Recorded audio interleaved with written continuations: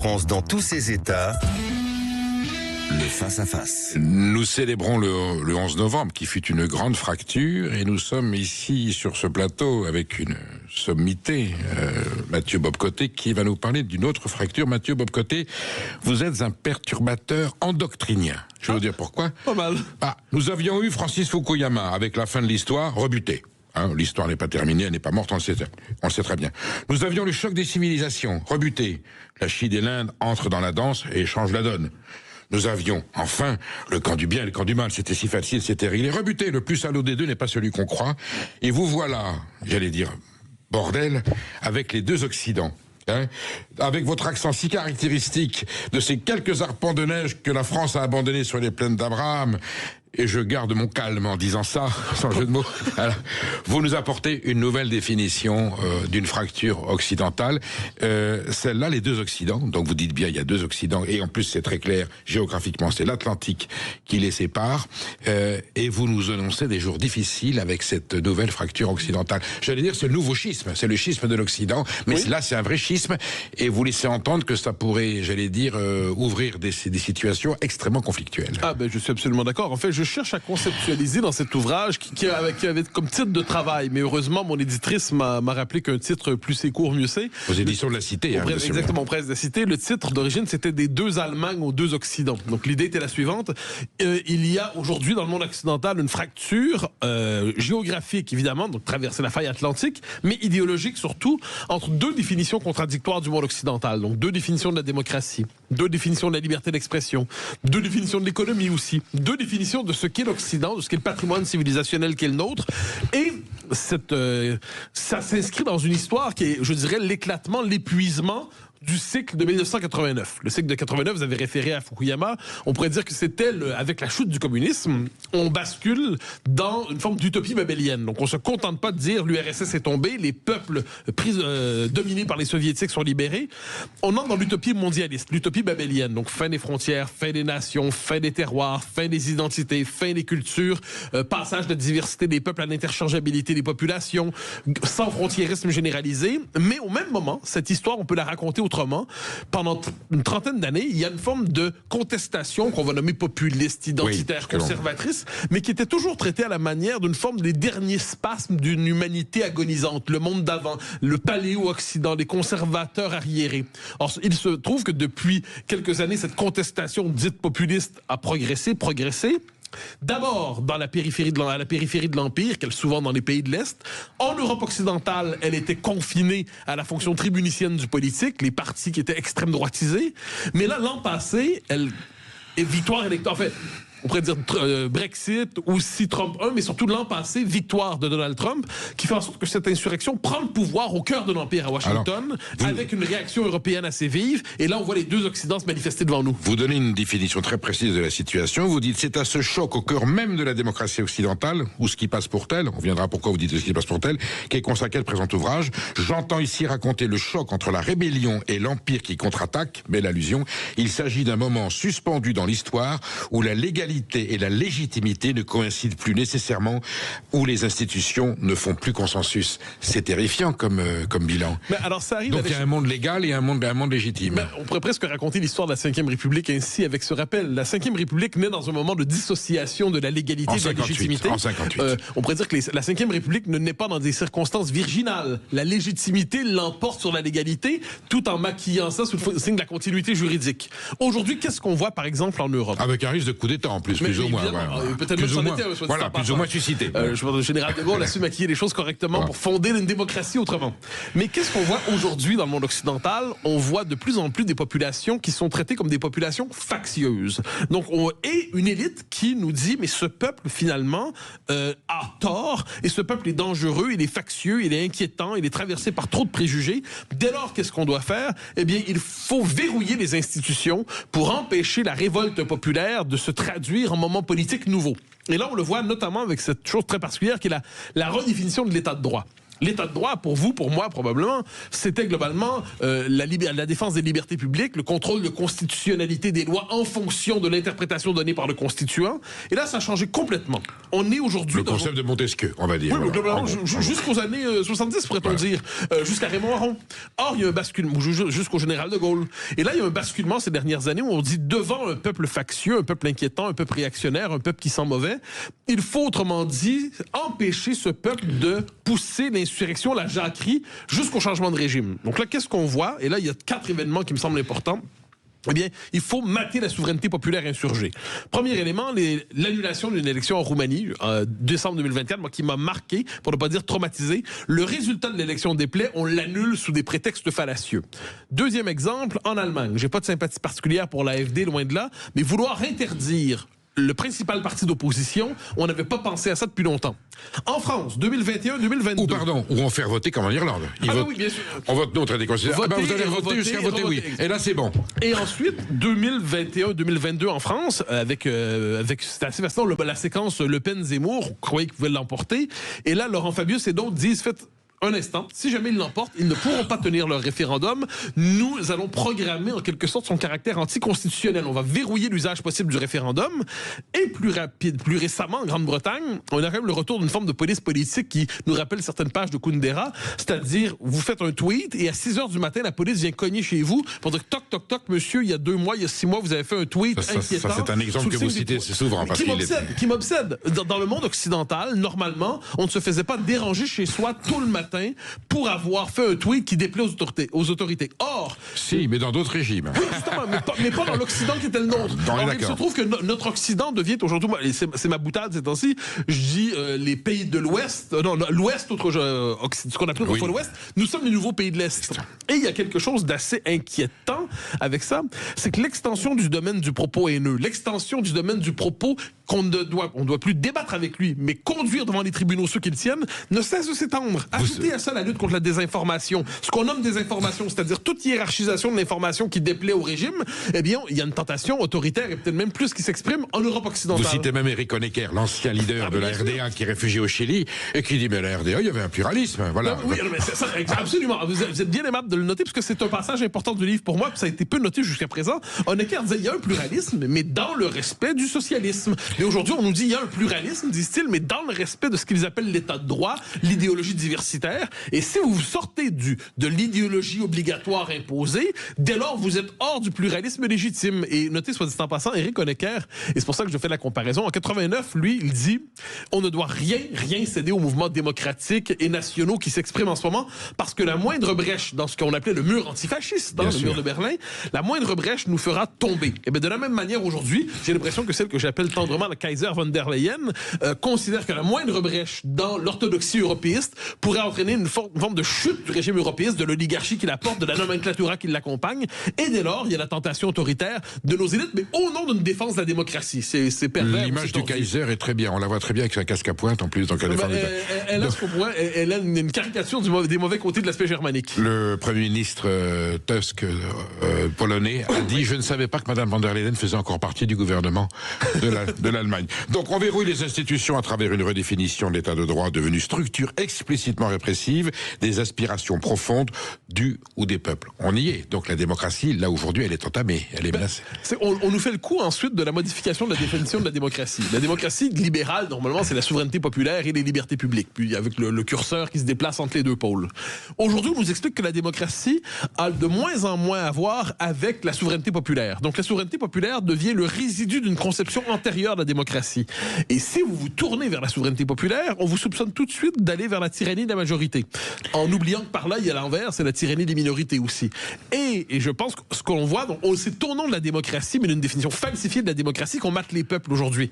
Donc il faut bien comprendre qu'on est dans un moment, à l'échelle de l'histoire, moi j'appelle ça une vision archaïque du politique. Hein, il y a les idéologies, il y a les projets, mais sur le fond des choses, on est dans un moment où il y a des insurgés et il y a une élite qui veut conserver à tout prix le pouvoir et qui prend les moyens nécessaires pour ce faire. Quitte à changer les règles du suffrage universel, ou en tout cas à revisiter les processus démocratiques. Mais on y est déjà quand, par exemple, on nous fait le coup du front républicain, par exemple, ou le cordon sanitaire. Oui. Cette idée... Le barrage. Voilà, cette idée qu'une partie significative du peuple français est aujourd'hui illégitime. Je reviens avec mon exemple allemand. Le président allemand, si je ne me trompe pas, hier ou avant-hier, dit, il est tout à fait légitime que les partis ou les individus qui ont un programme qui s'oppose au noyau libéral de notre Constitution, c'est assez large, eh bien, ne puissent pas se présenter aux élections, ne puissent pas être enseignants, ne puissent pas être dans l'armée. Autrement dit, il doit y avoir une liste de citoyens de seconde zone qui, parce qu'ils n'adhèrent pas à la bonne idéologie, doivent être déchus de leur nationalité, à tout le moins dans l'exercice des droits civiques.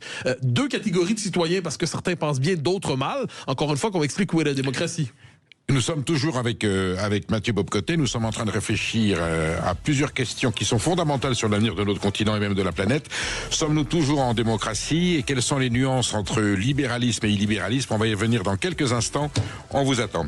Surtout ne nous quittez pas et appelez-nous au 0826 300 300, il est prêt à répondre à toutes vos questions, même les plus insidieuses. Midi 14h, Sud Radio, la France dans tous ses états. Nous sommes avec Mathieu Bock-Côté, auteur des Deux Occidents, un document, j'allais dire, historique, politique, extrêmement pédagogique. On pourrait inviter la classe politique et nos dirigeants à le lire parce que je pense qu'ils auraient des codes d'explication de ce qui va se passer et de la façon dont il faut gérer la réalité à laquelle nous sommes confrontés. Vous dites, Mathieu Bock-Côté, l'Europe néolibérale dénonce et invente une Europe illibérale censée être engendrée par un populisme fascisant, en étant arrivé à la notion du remplacement du peuple cher à Bertolt Brecht. Quand le peuple vote contre Gouvernement, il faut remplacer le peuple. Ce qui est certain, c'est qu'on considère que le peuple aujourd'hui est une unité problématique. C'est-à-dire que le peuple serait, et je me rappelle, c'est Jacques Attali qui disait à peu près la chose ainsi, après le Brexit. Il nous dit... Le peuple est commandé par des humeurs, quelquefois, il est victime ou il est soumis aux passions suscitées par les démagogues. Donc, il faut faire en sorte de canaliser, encadrer la souveraineté populaire de telle manière à ce qu'elle ne se présente pas contre le progrès. Donc, il avait par exemple 2 mémoires, je le dis de mémoire, mais après le Brexit dit, il faudrait dans les faits, pour valider le référendum, 3 référendums dans l'année avec des marges de 60% nécessaires de majorité pour rendre possible quelque chose comme le Brexit. Mais la question que je me pose à ce moment, c'est qui sont les interprètes et les théologiens qui peuvent nous dire ce qu'est le progrès et ce qui ne l'est pas. Parce que M. Attali est un homme assurément intelligent, mais j'ai pas du tout la même définition que lui du progrès. Or, le fait est qu'on avait cru, dans notre société, que le pluralisme démocratique permettrait justement une forme de délibération saine, entre des confrontations inévitables entre visions du monde qui n'ont pas pour vocation de se réconcilier, mais de s'affronter de manière pacifiée. Or, aujourd'hui, on nous explique, on en a... En fait, je vous dirais ça plus simplement. Le théâtre démocratique était toléré et accepté tant que tout le monde était globalement dans la même direction. Donc, il y avait le centre-gauche, le centre-droit, les sociaux-libéraux, les libéraux sociaux, qui disaient on est dans la même direction, on a les mêmes objectifs, pas les mêmes méthodes, pas les mêmes moyens, mais on a les mêmes objectifs. Dès lors que les gens disent oui, on joue le jeu démocratique parce qu'on croit à la démocratie, mais nos objectifs ne sont pas les mêmes, on accepte qu'ils se présentent tant qu'ils sont dans la fonction tribunicienne. Le jour où ils quittent les marges de l'opposition et qu'ils sont dans la possibilité de l'emporter, on dit il faut changer les règles pour empêcher les illégitimes de l'emporter. Quel est le risque? Alors, on a deux situations. Soit, j'allais dire, une acculturation des masses par un système éducatif qui est défaillant. Donc, ils n'ont plus totalement, j'allais dire, les notions de conscience. Et on se souvient en 2005, lorsque le non l'a emporté à 54,8, suite à, vous savez, c'est un professeur d'économie à Marseille qui avait ses premiers réseaux sociaux. Bon. Et qu'est-ce qu'avait dit l'intelligentsia de gauche, Serge July en tête? Le peuple ignare a voté de façon fasciste, faut-il le déposséder? Mais comme au moment du Brexit, je me permets de faire le lien. Tout à fait. Comme avec Trump 1 et 2. Absolument, les mêmes insultes. Quand le peuple vote mal, on considère que le peuple est une collection de crétins édentés, malodorants, qui ne devraient pas voter parce qu'ils n'ont pas les compétences civiques nécessaires pour ce faire. Alors, ma question est-ce que, j'allais dire, le camp du bien, justement celui qui veut supprimer le suffrage universel qui lui échappe, est-ce qu'ils ont aujourd'hui les moyens de conditionnement, d'orientation des votes? Déjà, il y a une conséquence. Oui. L'abstention est dramatique. Oui. Ça, c'est quoi? Ça, c'est la masse qui dit, puisqu'on m'écoute pas, puisque je sers à rien, je vais plus voter. Vous savez, ça sert le jeu du système. Le nombre de Français qui m'ont dit au fil du temps, depuis que je viens ici, depuis que je suis ici, qu'ils n'ont plus voté depuis le référendum de 2005. Ah oui, carrément. Ça me frappe. Et des gens qui sont pas des excités, pas des excentriques, des gens qui disent, bon, si sur les questions les plus essentielles, notre vote ne compte plus, eh bien, pourquoi on voterait sur le reste? Ça, je l'ai entendu souvent. Ensuite, je pense que le conditionnement de la population par tout le dispositif antifasciste fonctionne encore aujourd'hui. On l'a vu en 2024. Oui. Alors, il y avait d'excellentes raisons de ne pas voter pour le Rassemblement national, pour le camp national, pour tous ces gens. Il y a d'excellentes raisons de les critiquer, de critiques fermes. Le retour du Troisième Reich n'en était pas une. Si c'était, Mathieu Bocoté, que ce fameux front républicain, j'allais dire engendré par une union un accord entre Ruffin, Mélenchon et Gabriel Attal, qui était un barrage au Rassemblement national. Il a indigné les électeurs de droite qui ont voté à gauche. Il a scandalisé les électeurs de l'ultra-gauche qui ont voté à droite. Parce que quand on fait un front républicain, on va jusqu'au bout, on gouverne ensemble. Et là, on a dû avouer, dès le lendemain matin, dès le 8 juillet 2024, ah non, c'était juste pour faire barrage. Oui. On reprend les couteaux et on va s'égorger, on continue à s'égorger. Vous vous rendez compte? Mais il a fonctionné. Le résultat, il a fonctionné tactiquement. Mais stratégiquement, c'est la catastrophe avec une Assemblée nationale ingouvernable. Je suis d'accord, mais je vous dirais que cela dit, on est depuis 2017, mais même depuis bien avant ça, dans le principe de ce que j'appelle la majorité négative. C'est-à-dire, la principale fonction de celui qui dirige est de ne pas être l'autre personne. Donc, qui suis-je? Je ne suis pas l'autre. Votez pour moi pour cela. Le fait est qu'à terme, il est de plus en plus difficile de gouverner quand vous n'avez plus de légitimité avec un contenu, une légitimité positive. Ensuite, je constate que, et ça, c'est presque le mot qui aujourd'hui, je pense que Proudhon a une formule en disant, en politique, qui dit humanité ment. Eh bien, je dirais aujourd'hui, en politique, aujourd'hui, qui dit extrême droite ment. C'est-à-dire le concept d'extrême droite, j'en avais beaucoup parlé dans mon livre précédent, l'extrême droitisation du désaccord, l'assimilation à l'extrême droite, une forme de un terme d'ailleurs flottant, à la définition imprécise, qui peut tomber sur la tête de tout le monde, selon les exigences idéologiques du moment. Eh bien, le renvoi à l'extrême droite de tous ceux qui sont en désaccord avec l'idéologie diversitaire, avec la théorie du genre, l'immigration massive, la submersion migratoire, faites la liste de tout ça, eh bien, c'est un élément, à mon avis, profondément antidémocratique et qui est au cœur du régime. Le jour où le concept d'extrême droite cesse d'être cru, on bascule dans une nouvelle séquence historique. Mais pour l'instant, il fonctionne encore. D'ailleurs, aujourd'hui, extrême droite et extrême gauche ont été dépassés. On dit ultra droite et ultra gauche. En fait, on a banalisé des significations qui étaient extrêmement violentes, qui étaient très précises. Et comme on réalise qu'elles ne correspondent pas à la réalité, on est obligé de trouver des superlatifs pour définir. Ça devient super, giga, méchant, extra droite, pas gentil, pas fin, anthropophage. Il y a quelque chose là-dedans dans ces termes. Vous savez, moi, j'ai un souci en politique et je l'applique même. Quand je parle de mes adversaires, c'est je refuse de coller une étiquette à des gens qu'ils ne revendiquent pas pour eux-mêmes. Donc, la gauche, par exemple, M. Mélenchon consent, je pense qu'il reconnaît appartenir à la gauche radicale. Bon, mais très bien, ça me va. Si on est devant des gens qui se disent d'extrême gauche, parfait, je l'utiliserai. L'extrême droite, je n'ai jamais rencontré quelqu'un sans réclamer. Ensuite, parce que j'ai souvent eu ce débat-là, si je dis l'extrême droite n'existe pas comme concept, ça ne veut pas dire que le fascisme n'existe pas, que le nazisme n'existe pas, que les libertariens n'existent pas, que les monarchistes n'existent pas, que les bonapartistes n'existent pas, que les souverainistes n'existent pas. Ça veut dire que le concept d'extrême droite sert à mettre tous ces gens-là dans la même catégorie d'infréquentables et en une fonction de nazification par contamination. Et j'ai l'impression que cette nazification de l'adversaire existe encore aujourd'hui. Quand en Allemagne, j'y reviens parce que ça me frappe, quand en Allemagne on nous explique qu'on doit retirer les droits civiques des électeurs ou des cadres de l'AfD parce que ça représenterait le retour du Troisième Reich, je me dis, est-ce qu'on pourrait s'affranchir un jour de la mémoire de la Deuxième Guerre mondiale et ne pas conditionner notre lecture du présent par quelque chose qui remonte quand même à il y a quelques décennies? Ça va loin. Alors, on va mettre un peu les pieds dans le plat parce qu'il y a des thèmes que vous abordez, des sujets, des suggestions que vous faites qui sont pas du tout encourageantes. En cas de retour des démocrates à la Maison-Blanche, doit-on redouter un retour de bâton terrible, un retour des bellicistes? Et est-ce qu'ils prendront, les démocrates, je dis bien l'aile gauche, est-ce qu'ils prendront des mesures qui pourraient empêcher qu'il y ait un jour une nouvelle inversion? Est-ce qu'ils peuvent verrouiller la société américaine? J'ai l'impression qu'ils le font d'une manière indirecte. C'est-à-dire, comme c'est Elon Musk, quoi qu'on en pense, qu'il avait noté assez justement, mais c'était pas le seul, il disait la submersion migratoire qu'on connaît aux États-Unis aussi a pour fonction de changer le corps électoral de telle manière qu'à terme, on ait une majorité démographique structurellement pro-démocrate. C'est ce qui s'est passé en Californie. Hein. En la Californie, on oublie que la Californie est un État assez républicain à l'échelle de l'histoire qui bascule dans les années 90 et aujourd'hui, ça devient inimaginable, un basculement inverse. Donc il y a ça. Ensuite, je pense que vous avez raison de nous conduire là. Toute la bataille de Trump, encore une fois, quoi qu'on en pense, que c'est un personnage brutal et à qui on peut reprocher bien les choses, Trump dit s'est développé depuis 80 ans, 70 ans, 50, 30, 20 ans, une structure de pouvoir indépendante des élections. Donc l'État administratif, ce qu'il appelle aussi l'État profond. Le pouvoir immense d'une forme de juristocratie. Donc il nous dit aux États-Unis, c'était tout l'objectif de 2020-2024. Quand il dit à ses équipes, trouvez-moi un chemin juridique qui me permette de gouverner, de donner un sens à mon mandat. Parce que gagner l'élection ne suffit pas, il faut être capable de gouverner ensuite. On peut se considérer que par ailleurs, il n'y parvient pas autant qu'il ne le souhaiterait. Peut-être est-ce une bonne chose. Mais les démocrates contrôlent encore beaucoup de choses aux États-Unis. Et je ne parle pas simplement d'État. Ils contrôlent encore une bonne partie du pouvoir culturel, une bonne partie de l'administration. Ensuite, je crie pas au scandale, mais je pense que pour eux, pour plusieurs d'entre eux, ils espéraient liquider politiquement Donald Trump une fois pour toutes, en ayant l'impression de mater une rébellion. Ils n'y sont pas parvenus et aujourd'hui, ils paniquent. Mathieu Bock-Côté, on va tout à l'heure, dans quelques instants, aborder le sujet de cette arme que le système peut utiliser pour contourner le suffrage universel, qui est l'immigration, les flux migratoires, la nouvelle démographie.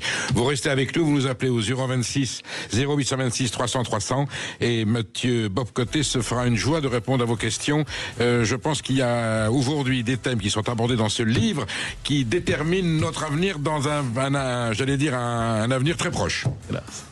Sud Radio, la France dans tous ses états.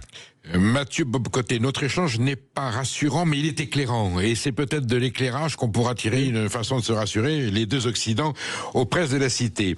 On rappelle la phrase de Valéry Giscard d'Estaing, de l'invasion. Il parle d'invasion en 1991, lui qui est quand même le centrisme modéré, et jusqu'à la submersion migratoire évoquée il y a quelques mois par François Bayrou, qui n'est pas non plus un fasciste ni un xénophobe, en passant par les propos d'Alain Juppé sur l'islam, disant que c'était pas compatible avec les fondements de la République, et Jacques Chirac qui disait il sera quand même très important de faire une différenciation entre le peuple français et ceux qui viennent de l'extérieur. On voit aujourd'hui que, eh bien, quelque part, on fait appel, alors vous appelez ça le terranovisme, on se souvient que Terra Nova c'est l'association, en disant on va changer le peuple, puisque le peuple vote maintenant à l'extrême droite, les ouvriers, la classe, les prolos, les pulassieurs, on va les remplacer par des gens qui viennent d'ailleurs. Ça y est, on y est là. D'autant que alors moi, je réduis jamais rien à une stratégie, mais le fait est que des penseurs à gauche ont explicitement dit, je me rappelle, je perds son nom, mais c'est un conseiller proche de Tony Blair, qui disait l'immigration va soutenir structurellement le Parti travailliste parce que c'est un électorat qui vote à gauche pour différentes raisons. Même lorsqu'ils sont très conservateurs culturellement, ils s'inscrivent néanmoins dans le multiculturalisme plus l'État social. Donc il disait, même s'ils sont très très réac, ils vont préférer voter à gauche. Jean-Luc Mélenchon a vérifié en partie que ce phénomène était... C'est le moins qu'on peut se dire. Voilà. Prenez, et là je vais vous donner un exemple qui vient de chez moi, mais c'est important. Au Canada, en 1995, au Québec plus exactement, il y a un référendum sur l'indépendance. Qu'est-ce qu'on a vu? L'État fédéral a décidé d'accélérer les procédures de naturalisation de l'immigration, donc d'enregistrement de nouveaux citoyens. Pourquoi? Pour augmenter le corps électoral qui risquait de voter non. Et c'est ce qui s'est passé. Résultat, 49,4 pour le oui, 50,6 pour le non. 99% des anglophones votent pour le Canada, c'est normal. 61% des francophones votent oui, 95% des immigrants votent non. Pourquoi je vous donne ce fait-là? Vous vous souvenez la phrase de Jacques Parizeau? Mais bien sûr, c'est vrai qu'on était battus dans le fond par quoi? L'argent, les votes ethniques. Cette allusion, il est lynché quand il est diabolisé comme pas possible. Or, ce qui est fascinant, c'est qu'on voit simplement à ce moment-là, factuellement, une instrumentalisation politique de l'immigration. Et depuis 95, chez nous, l'État fédéral a tout fait pour augmenter le poids de la population immigrée au Québec. Pourquoi? Parce que pour créer une forme comment on présente ça? Une minorité de blocage, un verrou démographique sur l'avenir politique du Québec. Alors, je quitte le Québec à l'instant. Franco et les gouvernements espagnols ont fait la même chose au Pays Basque, ça n'a pas marché. Les Espagnols qui sont d'origine, qui sont nés au Pays Basque, ont pris fait et cause, se sont intégrés et votent aujourd'hui pour les partis nationalistes alors qu'ils ne sont pas d'origine basque. Alors, c'est pas le cas chez nous. C'est pas le cas chez nous, hélas. Mais qu'il y ait une instrumentalisation politique de l'immigration est une donnée factuelle. Quand François Hollande se fait élire en 2012, si je ne me trompe pas, il y a des drapeaux, tous les drapeaux sauf le drapeau français, en fait, qui sont là pour célébrer sa victoire. Ça veut dire quelque chose.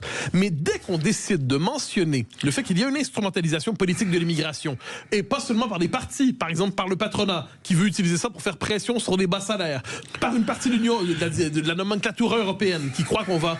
je me rappelle, c'était le propos de Mme Ylva Johansson, qui était la commissaire aux migrations, qui disait qu'on allait rajeunir la population, revitaliser la population de la vieille Europe grâce au sang neuf venant du Sud, ainsi de suite. Donc, il y a un usage politique de l'immigration, qu'elle ne soit pas un phénomène purement naturel, est une donnée centrale. Or, qui mentionne ça aujourd'hui est immédiatement accusé de basculer dans la théorie conspirationniste et complotiste du temps.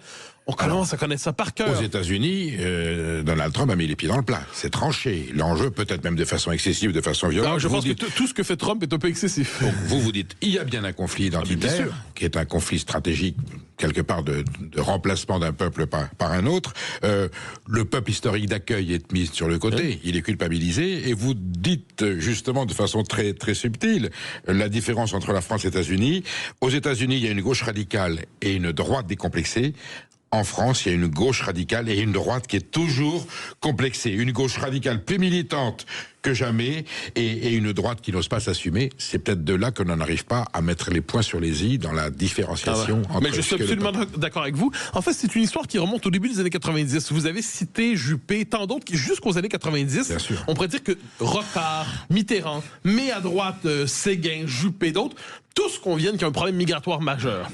Or, il y a un basculement au début des années 90. Le problème, ce n'est plus l'immigration massive. Le problème, ce sont ceux qui pensent qu'il y a un problème avec l'immigration massive. Et dès lors, on va chercher à mater symboliquement ces insurgés qui disent un instant, nous ne voulons pas, nous, le peuple historique français, devenir minoritaire chez nous. Et là, vous noterez que dans le débat public, ça se répercute.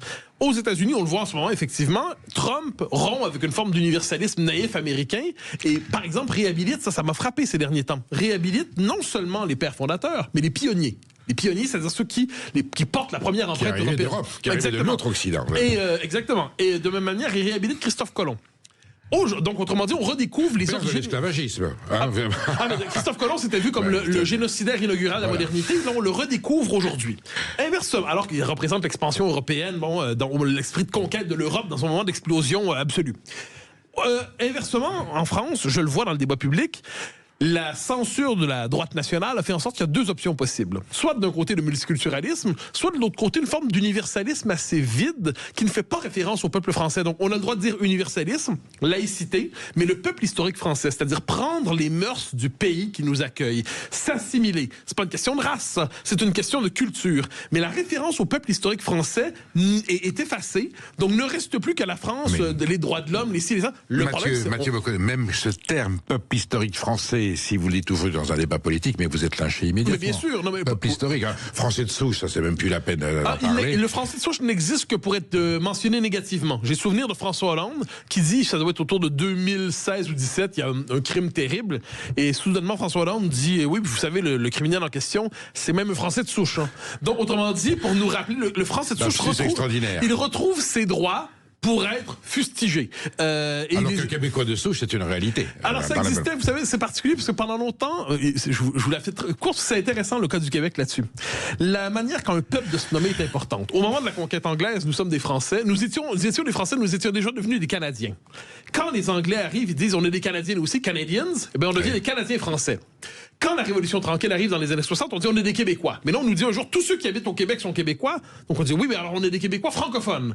Et là, on nous dit un instant, mais ceux qui arrivent, qui parlent français, mais qui n'intègrent pas la majorité, c'est les francophones aussi. On dit on est la majorité historique francophone. Et à un moment donné, on cherche toujours à se trouver un nom pour s'identifier. Parce qu'on ne veut pas dissoudre notre représentation nous-mêmes. On ne veut pas s'effacer complètement dans une pure neutralité territoriale et juridique. Ça ne veut pas dire qu'on n'est pas accueillant. Ça veut dire tout simplement qu'un peuple qui efface jusqu'à son nom est un peuple qui disparaît. Voilà pourquoi le concept de peuple historique français, je l'ai forgé, un peuple historique en général, je l'ai forgé il y a quelques années pour la raison suivante, nommer la dissociation visible dans nos sociétés entre la nationalité administrative et la nationalité existentielle. Ce n'est pas un scandale que de mentionner un fait.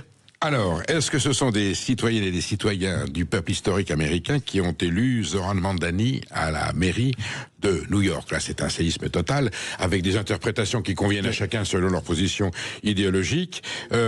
Malraux disait, le 21e siècle sera spirituel ou ne sera pas. Est-ce que Zoran Mandani est la preuve que c'est la spiritualité qui s'installe dans le débat, dans le débat américain? J'y vois plutôt, bien honnêtement, une forme de retour d'une gauche radicale à l'américaine. Enfin, une forme de... Le terme, on en a abusé ces dernières années, mais là, il est juste d'islamo-gauchisme. On est d'un côté avec quelqu'un qui, son univers mental n'est pas l'univers mental des États-Unis. Il se voit appartenir davantage à une forme de tiers-monde intérieur. Il est le représentant d'une forme de revanchisme tiers-mondiste contre l'Amérique qu'il voit raciste et raciale et tout ça. C'est par ailleurs quelqu'un qui réhabilite l'hypothèse socialiste dans un pays qui n'est pas particulièrement favorable à ça. C'est quelqu'un qui dit, et ça c'est important, c'est l'élément central, il nous dit les États-Unis sont d'abord exclusivement un pays d'immigration. Nous ne sommes que l'immigration.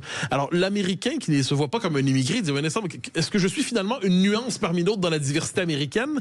Et on est devant quelqu'un qui a mené une campagne, c'est pas un détail, en arabe souvent. Donc, une pratique du multiculturalisme vrai dans l'histoire, mais avec une intégration encore plus forte qu'en France. Le citoyen américain, il l'est d'ailleurs. Oui, mais évidemment qu'il est américain, je ne sais pas le contraire. C'est un patriote avéré. Mais je constate chez Mamdani, c'est assez intéressant en fait, c'est qu'il communautarise sa politique. C'est-à-dire, il parle aux différentes communautés et les premiers premiers mots de son discours, vous l'aurez noté, étaient en arabe. Donc c'est un signal envoyé. Ensuite, je note que les Européens, lorsqu'ils étudient Mamdani, devraient le voir pour ce qu'il est. C'est-à-dire non pas c'est pas un démocrate un peu plus à gauche que les autres. Alors, c'est Rima Hassan, élu aujourd'hui à New York. C'est pas Olivier Faure qui gagne Paris. Non, c'est Rima Hassan, qui est une femme dont on ne contestera ni l'intelligence ni le charisme, mais on peut être en désaccord profond avec elle. Tout à fait. C'est Rima Hassan qui vient aujourd'hui de se faire élire à la mairie de New York. Donc panique dans l'Amérique profonde. Le Minnesota, l'Utah, l'Idaho, quand ils vont voir ça, quand on dit ça y est, la reconquête est commencée. Pas du tout. Je pense que l'effet peut même être contraire. Mais je pense que je ne sais pas si le Parti démocrate peut être autre chose aujourd'hui que Zoran Mamdani. Qui est éliminé par le vrai Parti démocrate à New York, il est mis de côté. Oui, mais le fait est que le vrai alors c'est intéressant, vous savez, on peut presque faire une histoire récente des démocrates entre Biden, Harris et Mamdani. Biden, c'était le Brejnev des démocrates. C'est-à-dire que c'était la momie mise de l'avant pour laisser croire que le Parti démocrate... Tchernenko aussi, absolument.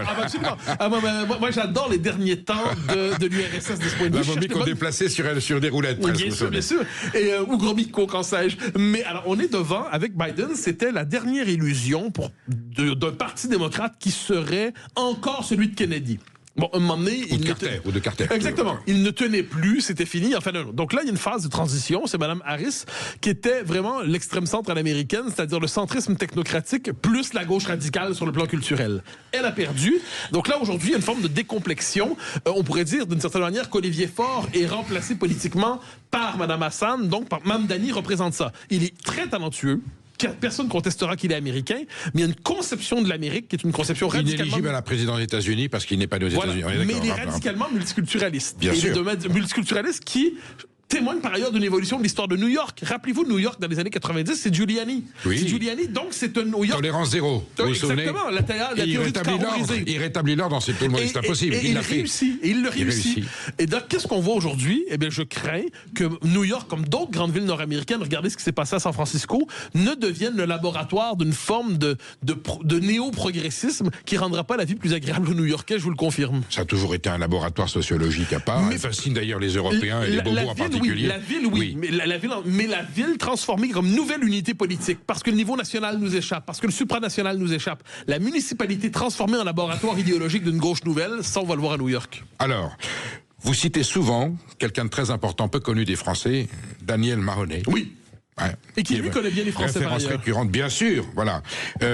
Et voilà, il déploie un théorème sur la décadence de l'Occident. Est-ce que, en conclusion, s'il n'y a pas que ça dans votre livre, est-ce qu'il y a une décadence de l'Occident? Est-ce que l'homme occidental est venu un zombie surmédicalisé qui demain se soumettra aux islamistes faisant la loi dans leur pays? Voilà ce que vous mettez, voilà c'est la phrase que vous dites.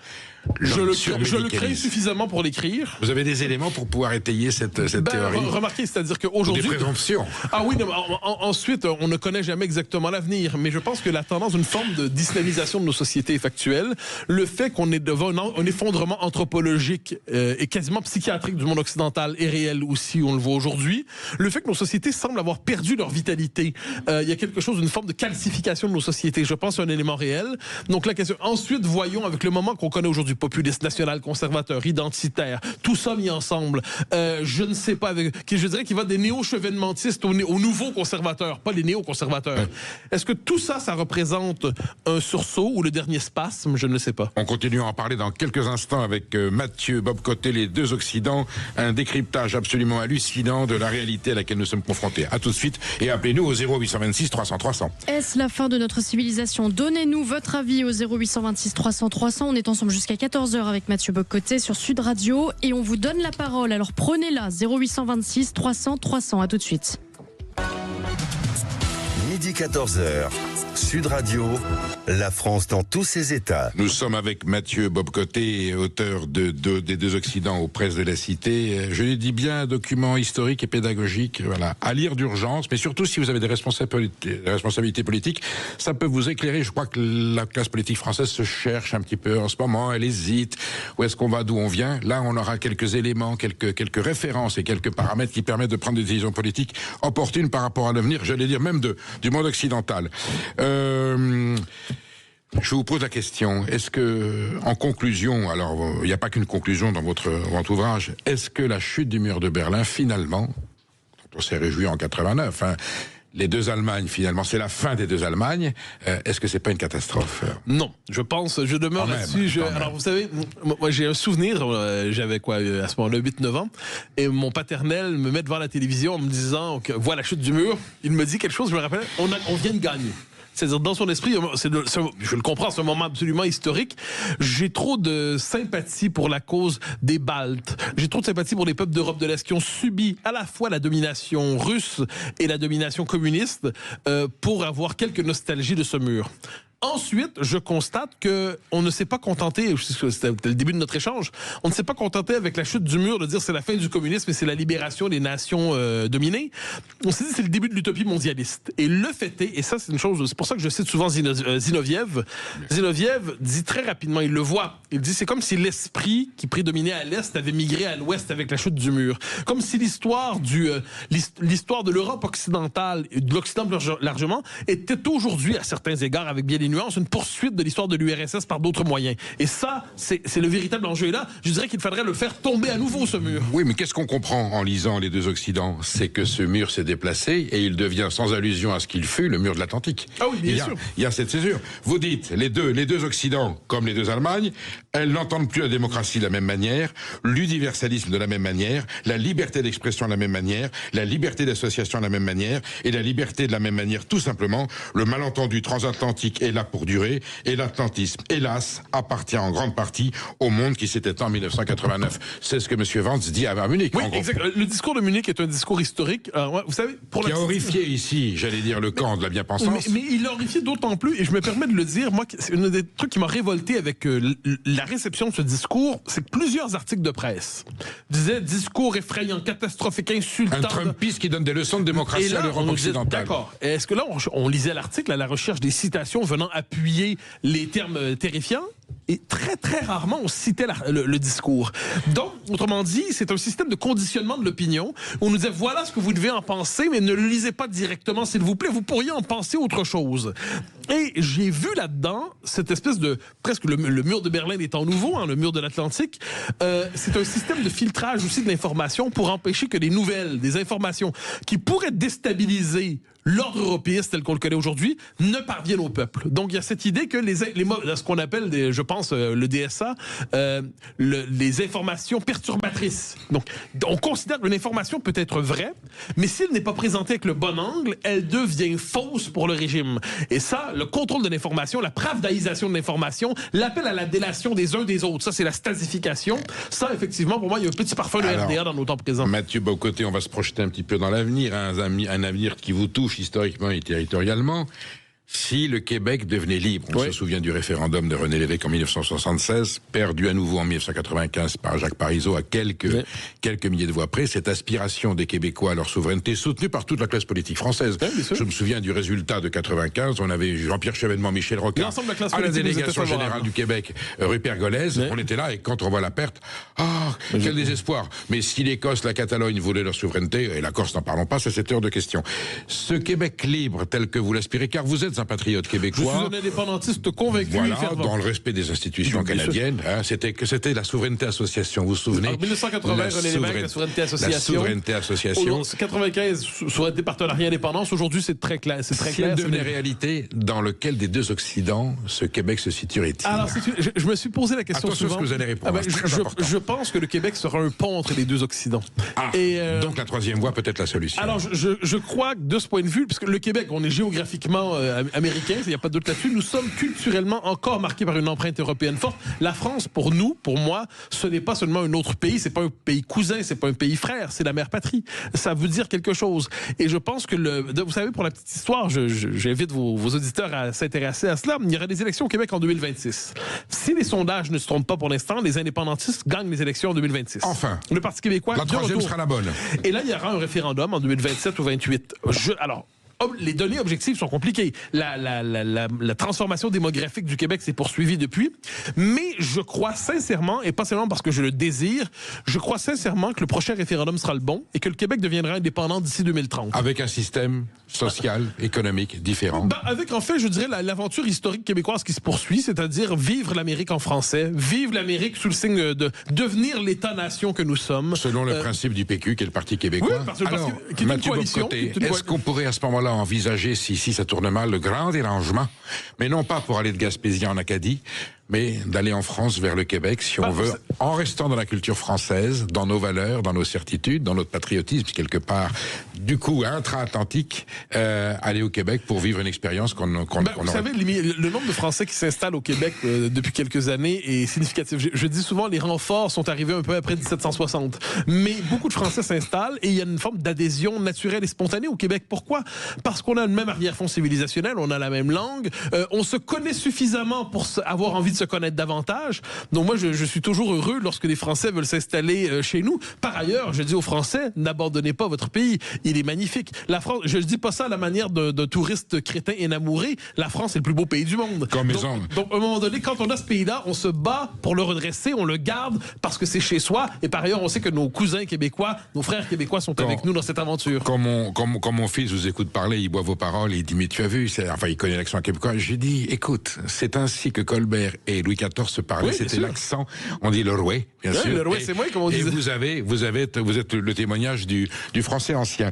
Vous dites en conclusion, votre conclusion, elle résume tout, elle est très forte, et vous citez une phrase de Monterland, la fausse puissance qui attise les haines et qui n'a pas de quoi se défendre contre elle, Henri de Monterland. Et votre dernière phrase, c'est Vae victis, malheur au vaincu, ou plus exactement, malheur au fort qui devient faible. Oui. Est-ce que nos forts sont en train de devenir faibles et vont être un jour vaincus? Je le redoute, je le crains, parce que je ne suis pas d'un fatalisme total, je m'interdis de croire que c'est définitif. Je dirais toute forme de diagnostic de décadence s'accompagne toujours d'une note de bas de page où on espère le sursaut. Et j'espère le sursaut, je le crois possible, mais je vois que les tendances lourdes ne jouent pas pour cela. J'ai l'impression que nous sommes témoins de la désoccidentalisation du monde, nous sommes témoins de la déseuropéanisation de l'Europe, nous sommes témoins de la défrancisation de la France, et pourtant nos peuples ne veulent pas mourir. Alors reste à voir, cela dit, si dans ce monde nouveau qui vient, est-ce que les élites qui sont les nôtres, qui pour l'instant cherchent à mater le désir de sursaut, est-ce qu'une nouvelle élite apparaîtra capable de porter ce désir de renaissance dans le meilleur sens du terme? Étant entendu qu'une certaine forme de consommation, de surconsommation, de néolibéralisation financière, le soda sucré et le hamburger industriel ne participent pas de je suis absolument d'accord. Du sursaut des peuples. Se dire que quand on est en France, prendre comme je reprends votre formule, le burger industriel, il y a quelque chose d'un peu triste là-dedans. Et de ce point de vue, l'américanisation de nos cultures n'est pas l'équivalent d'une émancipation. Donc, le mur de Berlin, il fallait bien il fallait le faire tomber, assurément. Mais il ne faut pas le reconstruire. Justement, il ne faut pas le reconstruire. Il faudrait espérer que ces deux Occidents n'en refassent plus qu'un, une fois qu'ils se seront délivrés de leurs obsessions idéologiques. Et un jour peut-être, comme l'avait prédit le général de Gaulle, de l'Atlantique à l'Oural, quand la Russie sera devenue fréquentable et que ce ne sera pas un tyran qui sera à sa tête, peut-être qu'est-ce qu'on pourra repenser On redécouvrira que les Russes ne sont pas que leur mauvaise part poutinienne, mais par ailleurs, pour l'instant, vous savez, en matière de prophétie du général, je préfère néanmoins, vous me le pardonnerez, vive le Québec libre. Très belle phrase, en 1967, je m'en souviens, à l'hôtel de ville de Montréal. À l'hôtel de il ville. est remonté sur le bateau soi-même, parce que le gouvernement d'Ottawa était évidemment très offensé. Exactement. Et il est rentré en France pour assumer, j'allais dire, la souveraineté de la France. Merci. Merci de côté de venu témoigner. M'est avis que vous reviendrez souvent, parce que le contenu de votre livre, à mon avis, prédispose à d'autres interventions très heureux. et à d'autres décryptages de l'actualité. Merci. Sud Radio.